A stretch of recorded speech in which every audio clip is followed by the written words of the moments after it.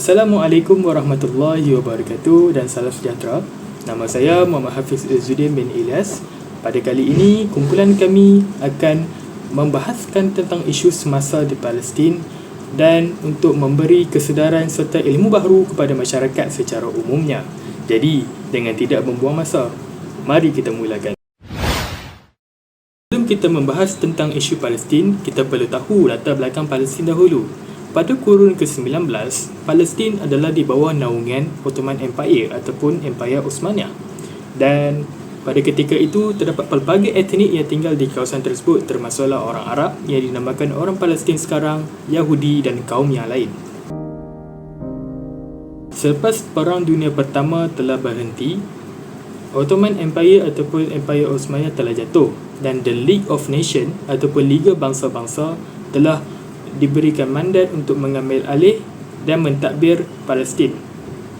Berdasarkan pengalaman mereka pada Britain, The Balfour Declaration pada tahun 1917 telah dikeluarkan yang menunjukkan hasrat Britain untuk menyokong dan memberi kuasa kepada orang Yahudi untuk memulakan tanah airnya di Palestin.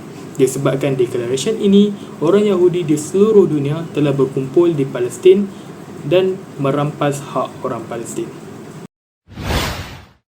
Assalamualaikum, saya Muhammad Hafiz bin Ramli. Saya akan meneruskan persoalan kedua. Kenapa orang Israel dan Palestin berperang? Tanah Palestin, terutamanya Masjid Al-Aqsa, sangat bermakna untuk umat Islam. Tapi ia juga penting kepada orang Yahudi sebab situ tempat terbinanya dua kuil kuno Yahudi. Penjajahan Israel di Palestin bukan sahaja disebabkan perebutan wilayah untuk tujuan sebagai tempat hidup semata-mata, tapi ia juga disebabkan isu tanah yang dijanjikan. Dalam Alkitab, bahagian perjanjian lama mereka menjelaskan secara berulang-ulang bahawa tanah Palestin adalah tanah yang dijanjikan Tuhan kepada nenek moyang mereka sejak Nabi Ibrahim sampai bila-bila, dan bangsa Israel diperintahkan untuk merebut tanah tersebut dari sesiapa sahaja. Sedangkan dalam Al-Quran menyatakan bahawa Allah SWT hanya memerintahkan bangsa Yahudi untuk memasuki tanah tersebut, bukan untuk dikuasai. Nama saya Nur Zuraira.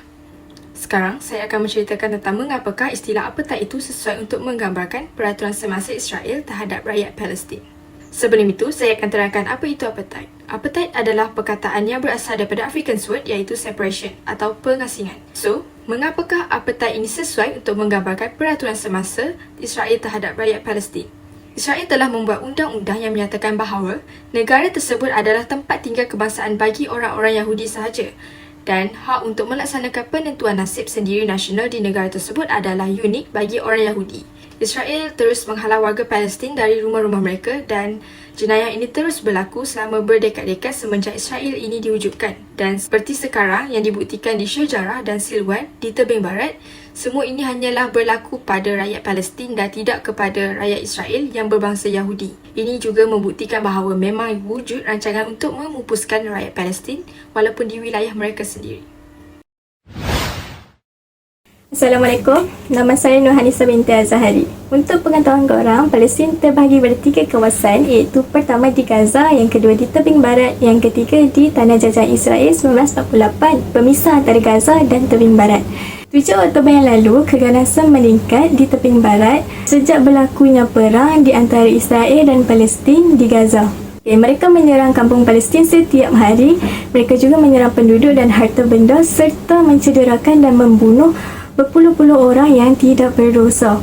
Beberapa minggu yang lalu, penduduk Palestin juga dipaksa berkurung dan dibenarkan keluar pada hari-hari yang tertentu sahaja, iaitu pada hari Ahad, Selasa dan Khamis. Assalamualaikum, nama saya Nurul Ashiki binti Syamsul. Tahukah anda negara-negara yang menyokong Palestin dan kesannya? Negara-negara Arab yang menyokong Palestin seperti Mesir, Jordan, Syria dan lain-lain. Negara-negara Islam yang menyokong Palestin adalah seperti Malaysia, Iran, Turki dan lain-lain. Seterusnya, negara-negara Amerika Latin yang menyokong Palestin adalah seperti Venezuela, Kuba dan lain-lain. Negara-negara Afrika yang menyokong Palestin adalah Afrika Selatan dan Aljazair dan lain-lain. Kesan terhadap negara yang menyokong Palestin adalah seperti peningkatan populariti di kalangan rakyat Arab dan juga rakyat Islam. Ia juga mendapat sokongan diplomatik daripada negara-negara yang memiliki pandangan yang sama. Walau bagaimanapun, negara-negara ini berkemungkinan mendapat tekanan dan kritikan daripada pihak-pihak yang mendukung Israel. Oleh itu, keputusan untuk mengenali dan menyokong Palestin melibatkan pertimbangan yang sangat kompleks mengenai implikasi politik, diplomatik dan ekonomi. Jadi itulah sedikit banyak perbahasan kami tentang isu semasa ini. Oleh itu kami berharap orang ramai cakna akan permasalahan yang dihadapi oleh saudara seagama kita. Sekian sahaja dari kami. Terima kasih.